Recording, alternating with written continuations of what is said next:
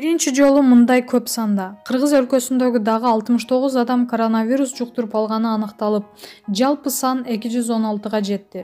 Бүгүн 6 апрель саат 10го карата Кыргыз өлкөсүндөгү дагы 69 адам коронавирус жуктуруп алды. Жаңы катталгандардын баары обсервацияда жаткандар. Ооругандардын жалпы саны 216га жетти. Бул тууралуу онлайн брифингде Саламаттык сактоо министри Сабиржан Абдыкаримов билдирди. Коронавирус аныкталган бейтаптар төмөндөгү аймактын тургундары болуп саналат. Ош облусу 94, Жалал Абад облусу 80, Бишкек шаары 25, Чүй облусу 5, Нарын облусу 5, Баткен облусу 4, Ысык Көл облусу 3. Маалымат булагы Суперчекит KG. Коронавирустан өлгөндөр үчүн 600 мүрзө казылган. Украинанын Днепр шаарында COVID-19 пандемиясынын өлкө адамдары көмөггө даярданып, атайын 600 мүрзө казылды. Мындан тышкары шаар бийлиги 2000ден ашуун калың полиэтилен баштыктарына буйрутма берген. Бул тууралуу украиналык басылмалар жазып чыгышты. Днепр аймагында коронавирустан каза болгондорго алдын ала даярдык иретинде 600дөн ашык көрүстөн даярдалды. Мүрзөлөр трактордун жардамы менен казылды. Мындай чечим шаар бийлиги тарабынан кабыл алынган дейт айтылган маалыматта. Өзгөчө кырдаалдарда технологиялык жана экологиялык коопсуздук боюнча шаардык комиссия коронавирустан каза болгон маркум болсо аны табытын ачууга тыюу салууну пландаштырууда. Ооба, бул сан чынында коркунучтуу экенин түшүнүп жатам. Биз кырдаалдын мындан ары кандай өнүгөрүн билбегендиктен ушундай чечим кабыл алдык, деп билдирген шаар мэринин орун басары Михаил Лысенко. Маалымат булагы Арбачекит KG. Айзада Жамгырчиева күйөөгө тийип жыргадым. Алып баруучу Айзада Жамгырчиева үй бүлө куруу тууралуу өзүнүн оюн билдирди. Бул тууралуу ал өзүнүн социалдык баракчасына пост бөлүштү. Качан күйөөгө тиесиң? Азыркы учурда коронавирустан дагы маанилүү суроо болду окшойт. Эмнеге? Мен такыр түшүнө албай келем. Сени ким алмак эле? Кара далы болуп бүттүң. Байкуш күйөөгө тие албай ар беле кылып жатат жана башка. Болбосо 24 эле жаштамын депчи.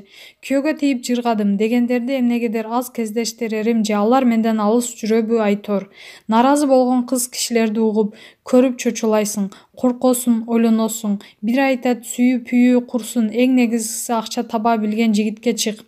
Дагы бири сүйүп тий, жашоонун маңызы сүйүүдө дейт. Эми айта берсе варианттар көп. Ошондо кантиш керек? Бактылуу үй бүлөнүн ээлери, деди алып баруучу. Маалымат булагы Аргументчекит KG.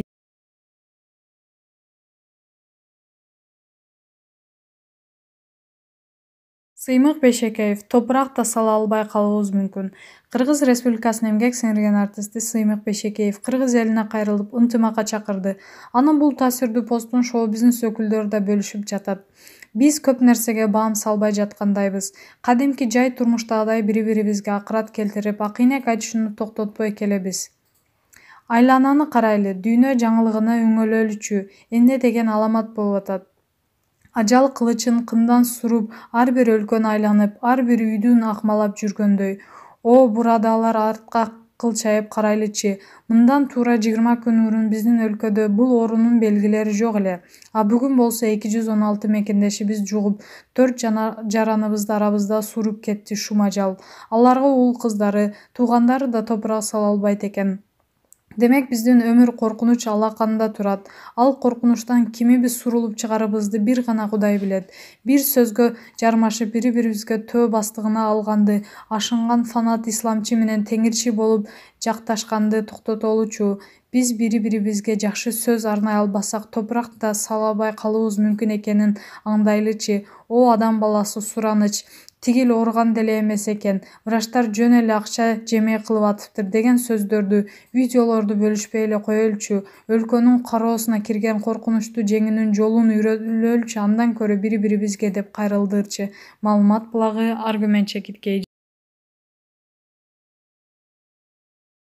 Белгилүү тамашоочу жана жаш актриса Динара Багышбаева дайыма позитивдүү маанайда жүрүүнү жактырам. Жыл өткөн сайын кыргыз киносунун деңгээли өсүп, кээ бир профессионалдуу режиссерлордун эмгегинен жаралган тасмалар көргөн көздү сүйүндүрүп, жагымдуу маанай тартуулап келет. Албетте мындай тасмалардын көркүнө көрк кошкон, тасманы чыныгы тасма кылган негизги фигура бул анда роль жараткан актер, актрисалар болуп эсептелет. Мына ушундай өзүнүн кызыктуу ролдору менен элдин купулуна толуп келе жаткан жаш актриса Динара Багышбаева бүгүнкү биздин маектешибиз болмокчу. Динара, сен учурунда бир топ кыргыз кинолорунда роль жаратып, комедия жанрындагы актриса катары таанылып калдың. Кандайча келип калгансың кино дүйнөсүндө? Мен Тамашо лигасында No-Name командасынын курамында оюнчумун. Баары эле билсе керек, командадагы жалгыз кыз мен болчумун. Командадагы Мурат, Кадыр деген агаларым жана актер режиссер Сапар Сайназаров менен биргеликте Бунт деген тасма тартышкан. Ошондо мен Мурат Байкенин жубайынын ролун жараткам. Алгачкы тартылып жаткан тасмам болсо дагы эч кандай кыйынчылык жаралган жок. Себеби тамашонун оюндарын көп учурда экөөбүз жубайлардын образын чагылдырып жүрчүбүз. Ошол тасмадагы ролумдан кийин эле башка режиссерлордон да сунуш түшө баштаган. Актрисалык билимиң барбы негизи? Жок. Мен Ош технологиялык университетин бүтүрүп, инженер-педагог жана психолог кесиптерине ээ болгом. Ал эми актрисалыкты хобби катары гана алып келе жатам. Мындай тамашакөйлүк мүнөз сага кимден өткөн? Негизи үйдө баарыбыз эле тамашакөй адамдарбыз. Бардыгыбыз тең юморго жакынбыз. Жөн отурган күнүбүз болбойт. Дайыма бири-бирибизге тийишип, тамашалашып, катыгырып күлүп эле отурабыз. Дайыма позитивдүү маанайда жүргөндү көрөбүз. Сенин жашооңдо деле бир нерсе кайгырып, маанайың түшкөн учурлар болобу? Кандай учурда шайыр Динара каардуу Динарага айланып кетиши мүмкүн? Ооба, дайыма позитивдүү жүрүүгө аракет кылам. Себеби бул жашоодо кайгыруунун кереги жок. Болбогон бир нерсеге кайгырып, өзүбүздү кыйнагандан көрө күлүп жайнап, жакындарыңа дагы күлкү тартуулап, жылмайып жүрүүгө эмне жетсин?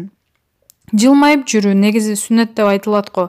Ансыз деле жашоонун өзү негативге толгон. Позитивди адам өзүн өзү гана тартуулай алат. Ал эми менин көңүлүмдө эмне түшүрүшү мүмкүн? Жоопкерчиликсиз мамиле, айтканын так аткарбоо, чыккынчылык деген сыяктуу мамилелерге туш болгондо чыдабайм. Бардык адамдар сыяктуу эле менин деле ушундай терс кырдаалдар болгондо маанайым түшүшү мүмкүн. Бирок жаздыкты кучактап алып, депрессияга түшүп ыйлоодон так кыралысмын. Жүрөгүңдүн ээси барбы? Жок. Чынын айтсам, жигит жандап жүргөнгө деле убактым жок. Бардык нерсе өз убактысы менен болот го. Ал сенин жүрөгүңдү багындыруучу мырза кандай сапаттарга ээ болуш керек? Эң негизгиси ыймандуу болуш керек. Анан мырза деген атка татыктуу алып жүрүш керек өзүн. Кандайдыр бир көйгөй жаралып калса, артын карабай качкан мырзалар жакпайт. Ар бир мырза өз айымы үчүн урабас дубал, туруктуу чеп болуп бериши керек го. Мен дагы келечекте өмүрлүк жолдошумдун ушундай сапаттарга ээ болушун каалайм. Жараткан ролдоруң тууралуу көрөрмандарың сын уккан учурларың боло беле? Албетте, кинодо ойнобой эле койбойсуңбу? Сеники такыр эле окшошпойт экен. Ырдап эле жүрсөң болмок дешсе. Кээ бирлер тескерисинче ырдабай албайт экенсиң. Кинодо эле жүрө берчи деп сындап келишет. Мына ушундай сындар болгон дагы да болуп келе жатат. Аны жашырбайм. 100 адам болсо 100 башка ойлонот. Алардын ар бирине көңүл буруп отурсам эмне болом? Андыктан андай сындарга көңүл бурбайм. Эгерде айтканыңды түшүнбөй, чектен ашкан адамдар болсо дароо кара тизмеге киргизип коем. Эми адам катары менин деле кемчиликтерим бар болсо керек. Бирок мунун менен мен бирөөгө зыян кылып, бирөөнүн аброюна шек келтирген эмесмин. Ким мага кандай салам айтса, мен ошондой алик алам деген принцип менен жүрөм. Ырдайм деп айтып калганыңа караганда, кино тармагынан башка дагы алектенген иштериң көп окшойт. Ооба, ырдаганды жакшы көрөм. Тамашалуу вайндарды тартам, кийим токуйм. Кичинен деле апам үйрөнгөн кийим токуганды. Ошондон тартып ушул иш менен алектенип келем. Өзүмө абдан жагат. Кичинекейимден эле кол өнөрчүлүккө жакынмын. Андан сырткары Ош технологиялык университетинде маданий эстетикалык борбор бар. 2016-жылдан тартып ошол борборду жетектеп келем. Айтол бош отуруп калган күнүм жок. Дайыма иш менен алекмин. Абдан эмгекчил кыз экенсиң. Эң биринчи тапкан каражатың канча сом болгон? Мектеп курганда болчумун. 8-9 класс болсом керек эле. Үйдө апамдын эски драп пальтосу бар эле. Ошону бузуп туруп сумка тигип, сыртына сайма менен кыргыз ойма чийимдерин түшүргөм. Аны бизге кошуна жашаган курбу кызым бар. Ошого 100 сомго саткам. Ошол 100 сомду дагы 20 сом, 50 сом кылып жатып бөлүп берген болчу. Ошентип эң биринчи тапкан акчам 100 сом болгон. Бул окуяга өзүм эле эмес, апам дагы абдан сыймыктанып бетимден өпкөн эсимде. Жаштайымдан ушинтип эмгекке үйрөнгөнүм азыр дагы жемишин берип келет. Бир учурда 3-4 жумушта иштеген күндөрүм болгон. Кудайга шүгүр, ушундай талыкпаган эмгектен артынан тапкан үйүм, уунам бар. Жакындарым аман-эсен жанымда. Ушунун баарына шүгүр кылып жашап келем. Дайыма иш менен алек болсоң, үй жумуштарын жасоого деле колуң тийбейт экен да. Жок, буга да жетишем. Үй жумуштарынын бардыгын жасай алам. Анан да жакындарым жакшы билишет. Кандай гана тамак болбосун, бардыгын даамдуу кылып жасай алам. Бир жолу тамаша торго түшкөнүң эсиңде. Анда сен кафеде отурганда официант кыз суусундуктарды улам алып келип, калп эле сенин астыңа төгүп алып жатты. 5-6 жолу төксө дагы эч жинин келбей, жөн гана күлүп, тескерисинче жаңы иштей баштаган официант деп ал кызга боруң уруп жатты. Сабырың чынында эле ушунчалык каттуубу же тамаша тоор тууралуу алдын ала билдиң беле? Жок, билген эмесмин. Дос балам жарнама тартыш керекпиз деп кафеге чакырган. Ал дайыма эле колунда камерасы менен жүрөт да. Ошондуктан тамаша тор экенин билмек турсун, шектенген дагы жокмун. Тиги кыз алдыма сок төгүп салып жатканда, эмне жумушта жаңы орноштуң беле деп сурасам, ооба деп үлбүрөп акырын жооп берсе ойлоп турмун да, тажрыйбасы жок окшойт деп. Ага тескерисинче боорум ооруган чынында. Бирок ишенсеңиз, такыр жиним келген жок ошол кырдаалга. Кийин өзүм таң калгам. Ушунчалык дагы сабырдуу боломбу деп. Маегиңе рахмат. Маалымат булагы Леди Чекиткей.